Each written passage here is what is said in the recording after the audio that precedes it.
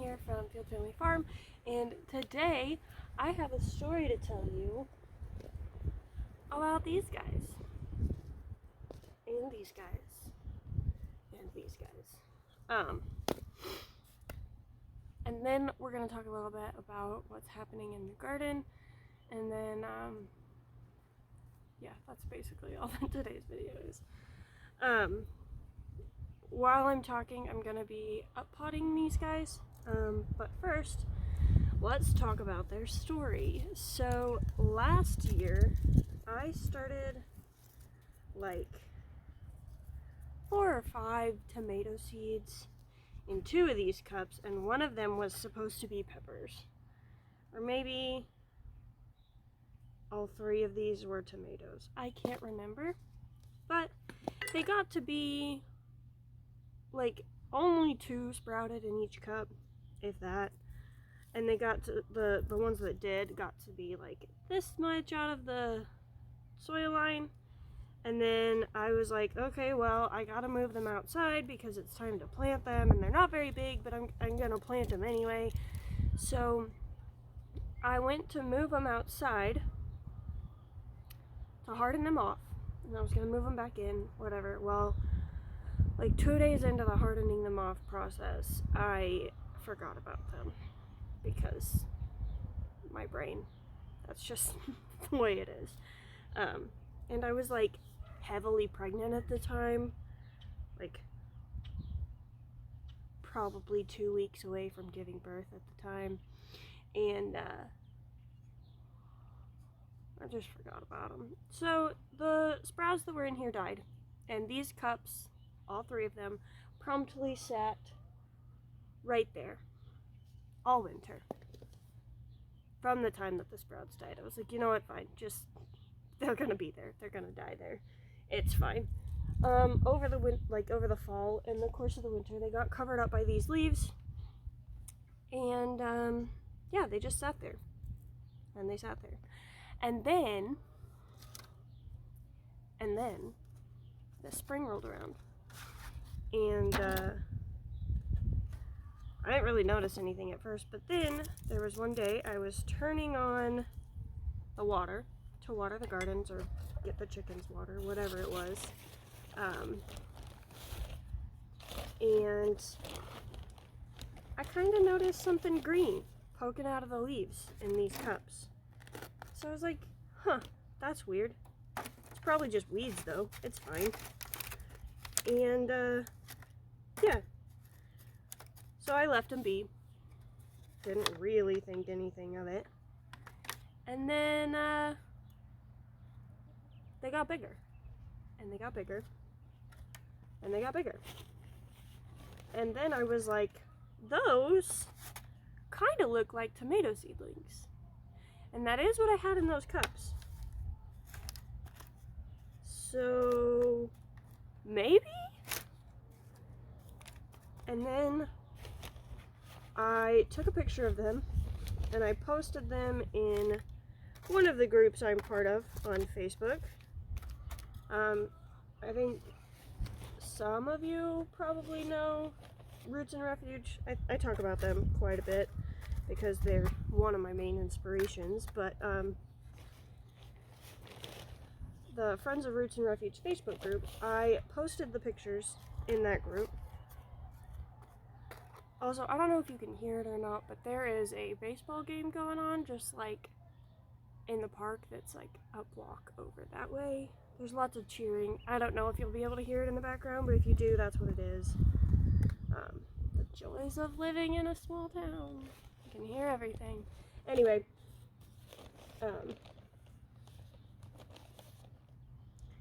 so I posted in the Friends of Roots and Refuge Farm Facebook group, and basically all I asked, I was like, are these tomato seedlings or am I getting excited over weeds?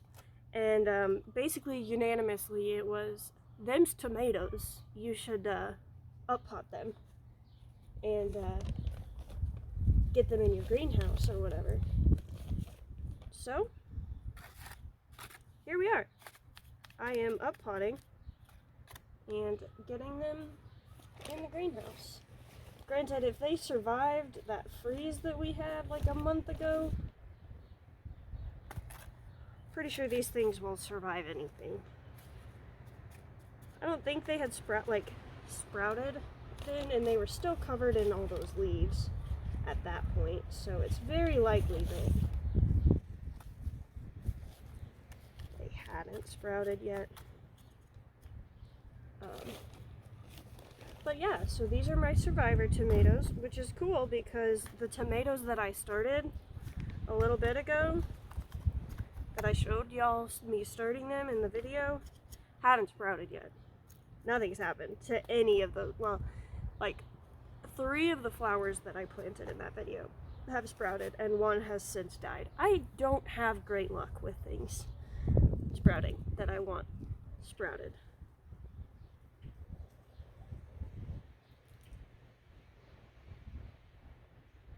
So, you know, I'm gonna take like the biggest and healthiest looking out of all of these.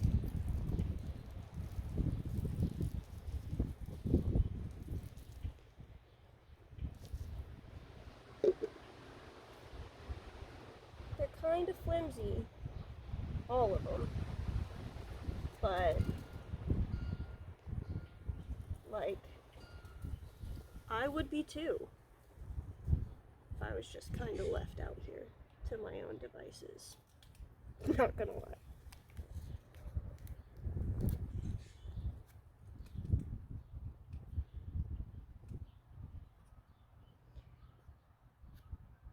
So, also, by the time you all see this, I will no longer be where I am right now. I will be hanging out with my stepsister out in western Kansas. Her husband is a police officer, so he's got one of his annual trainings, and we figured it would be like the perfect time for me and the kids to come out and visit, because we haven't seen their house out there yet, and I want to hang out, and I won't feel bad for taking her away from her husband, because he won't be there. So that'll be kind of exciting. I'm excited about it.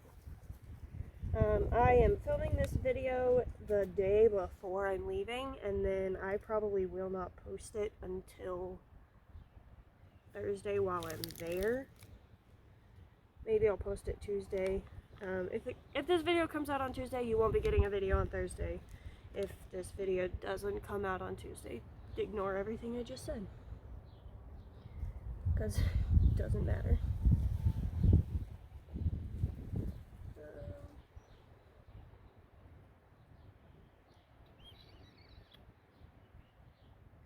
Those are all kind of puny looking. And, you know, I had written on these cups what these were, but apparently a year being outside means that it doesn't matter because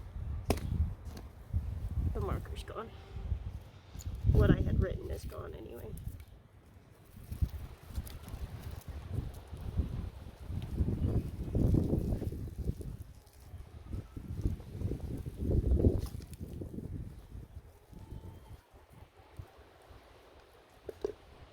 I know that they are either the big red slicer tomatoes from White Harvest Seed, just like the beefsteak one, or they're the Matt's red cherry tomato. Because those are the only 2 tomatoes that I planted last season that never sprouted. Last year's garden was just, it was a mess, to say the least. Then again, my life is a mess, so it's fine.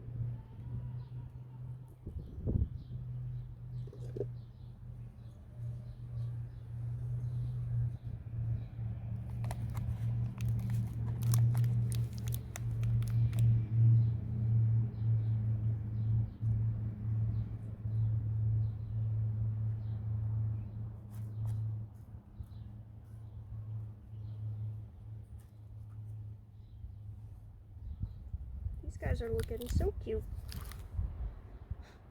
So cute. So I'm gonna go ahead and finish this and I'll come back when they're all done. Alright guys, we are done here. I got 2 little 6-packs that I'd had the 6-packs previously, and then 2 of these like that we bought peppers in last year. Now since these have basically just grown wild, I'm gonna leave them out here. They're all kind of really leggy because in the cups the soil was only up to about here, so like they were probably up to here, but all of this was covered by the cup, so they're pretty leggy. The stems are flimsy, so I'm gonna leave them out where they can get some wind flow as much as living in town can get them. And then